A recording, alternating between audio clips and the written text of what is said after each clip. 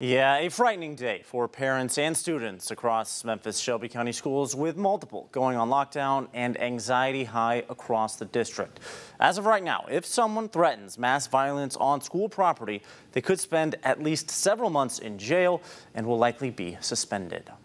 According to Memphis Shelby County schools, 3 people were detained and questioned in connection to a lockdown at Whitehaven High School.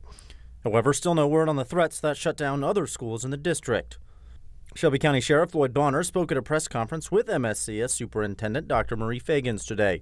He says for anyone who makes those kinds of threats will pay the price. There are consequences. There are many laws that can be broken doing these threats, making these threats. There were a lot of resources deployed today with sheriff's offices as well as all of our law enforcement partners. Previously, if someone made threats of mass violence on school property, they'd only be charged with a misdemeanor. However, a new law went into effect this year upgrades that misdemeanor to a felony and could land someone in jail for at least 7 months.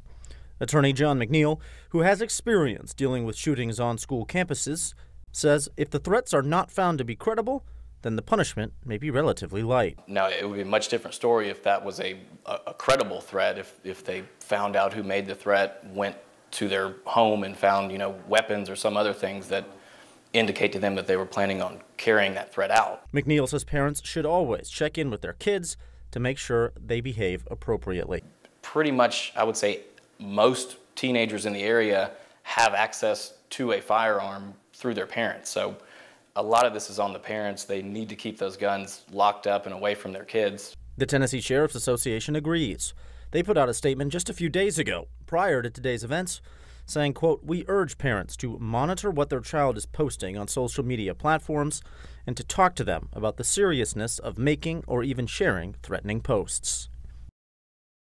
Law enforcement is still actively investigating the sources of the threats from this morning and throughout the day, and we'll continue to update you as we learn more.